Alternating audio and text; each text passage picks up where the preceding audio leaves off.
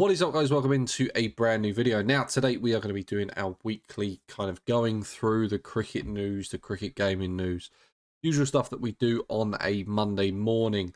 Before we get into it though, guys, if you could leave a like on the video, subscribe if you haven't already, it does massively help out the channel. We'll get straight into it and see how we get on. Okay, so we got a patch for Cricket 24 this week. First one that we've actually had. I'm trying to think since when. It was before Christmas. I think it was a couple of days before Christmas we got our last patch. So we got another one. Restored career stadium choice, which is actually a really nice touch. It was really annoying that I couldn't change the stadium. I was always playing at what's the place called? Great Barrier Reef Arena. It was unbearable. It really was. And again, we get the usual improved stability. Now, the interesting thing is that they have said the next patch will focus on content, including the photogram, I can never pronounce that word, captures of the Pakistan test team. Release date will be after the player and team approvals of the likeness. Now, is the content going to be just more players, or are we going to get something else? Is there a possible pro team on the way? I don't know. I hope so. I really, really, really hope so. I would love to see it if we do get it, but I'm not 100% sure if it's going to be it. I think it could just be kind of update of player faces. We've added Pakistan into the game, usual stuff like that, which would be nice to see. We've been waiting for it for a while now, but I'm still just fingers crossed, really, really hoping that we're going to see some sort of pro team or just another game mode. Like, we desperately need another game mode at this point. But I guess we'll just have to wait until everything gets approved. Hopefully now the test's done, that should be relatively simple for that to come out, and we'll see what is in it. That was kind of all of the kind of cricket gaming news that there was. Again, we're still getting over that Christmas period. Not much happened.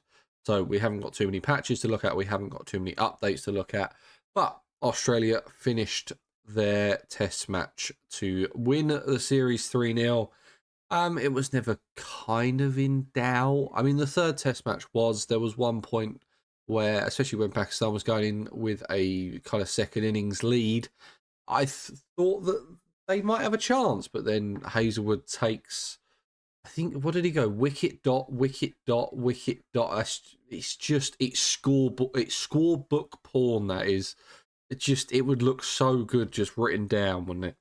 But that's what he did. Brought them to 89 for 7. Pakistan ended up fighting up to about 130. And Australia chased it down with ease, as you'd expect. I don't think Australia looked that strong. I thought that there's definitely, you can tell that there's a lot going on there. I know they've had a really busy year and they've kind of won everything this year. And I say kind of, I know people will say in the comments that, oh, it's not kind of. You have won pretty much everything you've played this year. And it's going to slow down at some point. But this series, you just started to see a couple of issues where, especially now Warner's gone and now you've got to find an opener. Smith is not the same player he was 4 years ago. I don't think you'll ever see 2019 Smith ever again.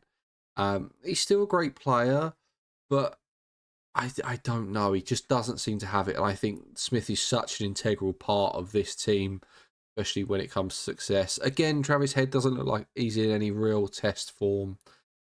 If it wasn't for Pat Cummins and Mitchell Marsh, I don't think Australia win this series. And I think if Pakistan could hold catches, I don't think they win this series.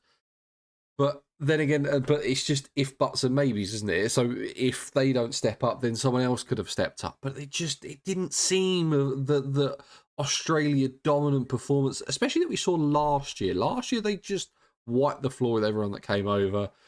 It wasn't even that interesting. But this, whether it was Pakistan being a lot better than I thought it was, or Australia being a lot worse than I thought they were going to be, I don't know. But it wasn't a nailed-on conclusion for the whole series like we thought it was 2 months ago. Now, that brings us nicely on to David Warner's retirement. He retires after how many did he put? 160 odd Test matches, whatever he played. He's now retired from Test match cricket and ODI cricket. Probably one of the best all format, if not the best all format batsman that Australia have ever produced. Okay, it's arguable because a lot of the players back in the day didn't necessarily play T20 cricket, so Ponting probably would have been better than him, but Ponting didn't play T20 cricket that much because it it kind of came in at the very end of his career.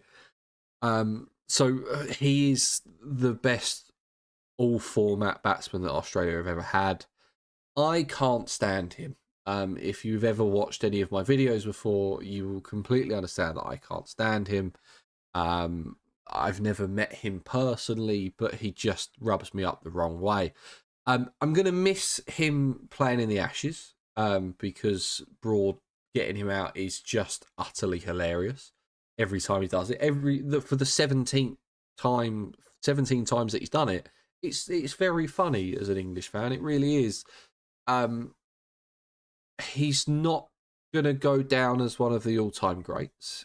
He might go down as an Australian all-time great. But in terms of the echelons of all-time greats, I don't think he's quite there. I think he's at the level below it. But has had a great career, a very successful career. Sandpaper is always going to hang over his head, and it's always going to be there. He was probably the instigator for that and didn't want to do it himself and threw Bancroft under the bus and ruined his career. And whether Smith had anything really to do with it or just had to take responsibility because he was captain, you'll never know until he probably brings out a book later on this year and reveals all. I'm sure he will at some point, and you are going to have him in the commentary box for probably, I'd say, the next 20 years at least, and that's going to be unbearable. But I would like to see an Ashes series down under with Stuart Broad and David Warner both on comms. Hopefully we can make that happen for 2025, 2026. But to David Warner, have a happy retirement. The shortest game of Test match cricket happened this week. It was bizarre. India ended up winning it by 7 wickets. That graphic there of India win by 7 wickets does not tell the story. So South Africa bowled out for 55 in the first innings. India will then 153 for 4 in reply. Then proceed to lose 6 wickets in a row, which for no runs, or not in a row, over the space of about 2 overs. That's never happened before. I think that's the biggest collapse for the 0 runs ever. It was just a very weird game. And then Markram comes out in the second innings when no one else can hit the ball. It's, I think, what is statistically the most difficult century anyone has ever hit in Test match cricket while they still recorded all data and things like that. So I think it's about 2006 you can go back to. But that was some knock from Markram. It really was, to score a century on that deck. The pitches really come into... it's been a big talking point out of it, because obviously you have India playing in the Test match, and there's a lot of talk every time India have any of the... usually the big teams, usually it's England or Australia come over, because they're the ones with the biggest media and they have the biggest kind of pull in the kind of general world of cricket outside of India. So I remember for the Australia versus India games, the Test matches last year, there was a lot of talk about pitches, and there's always a lot of talk about pitches. There was a lot of talk about pitches with England and India in 2021. And there's going to be a lot of talk about the pitches for the series coming up in 2024. Well, in 2 weeks now, however far away we are. It worries me.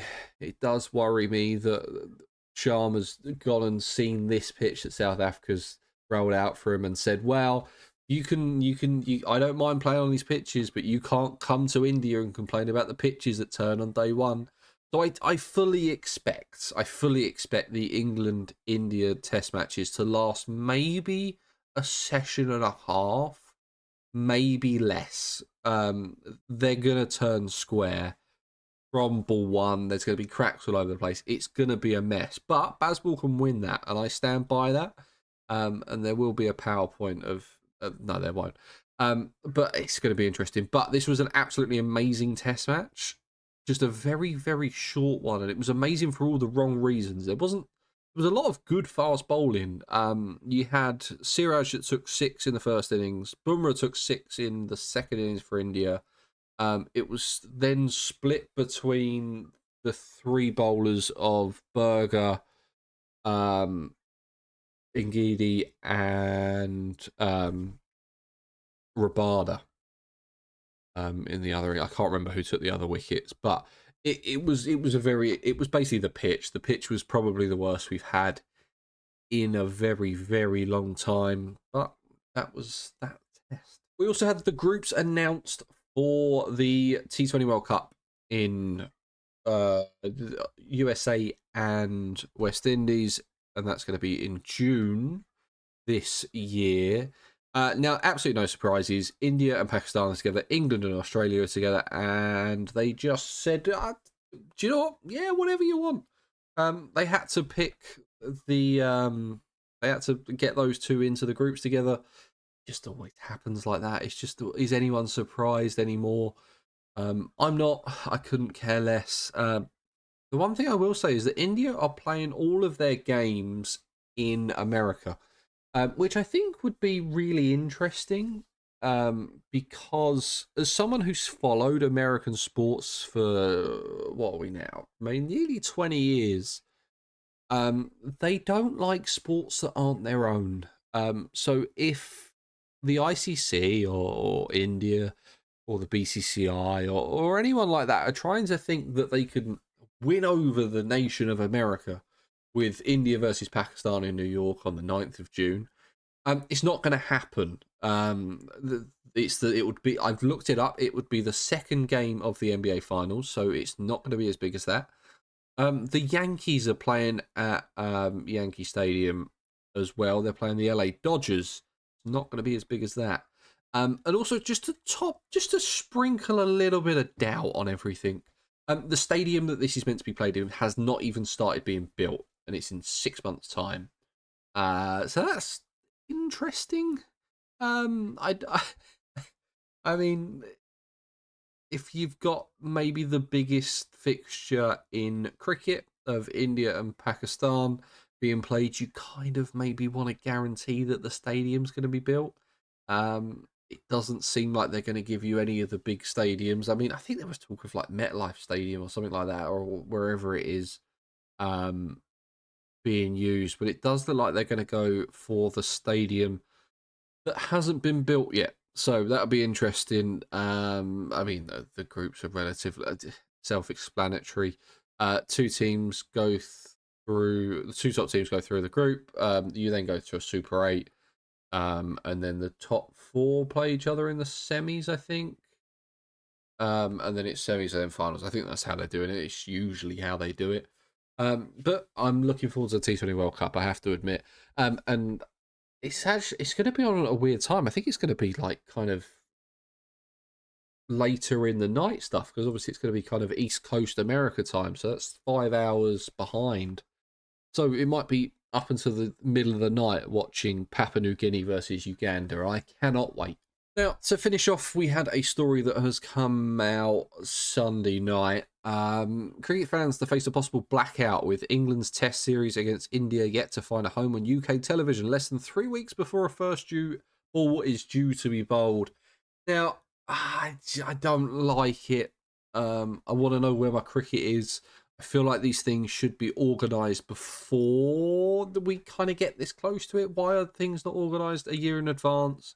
There's a lot of people calling out of, oh, Sky, why haven't you sorted this out? BT, why haven't you sorted this out? TNT or whatever it's called now. Why haven't you sorted... Everything that I've seen about this is that it seems to be the BCCI's problem, and they do this quite often. And it's basically a case of, we're just going to wait until the very last minute and just see how high we can get the money up. Because there's nothing that the BCCI and India Cricket need is more money. But that's fine by them if they want to do it that way. But we're still up in the air to where it's going to be, whether it's going to be on Sky Sports or it's going to be on TNT. Now, my thought process would be is that it's going to be on TNT. I know absolutely nothing, but it's just a hunch. Just because it just feels like one of those series. It feels like I'm going to see Alistair Cook sat on a big comfy sofa at 4 o'clock in the morning.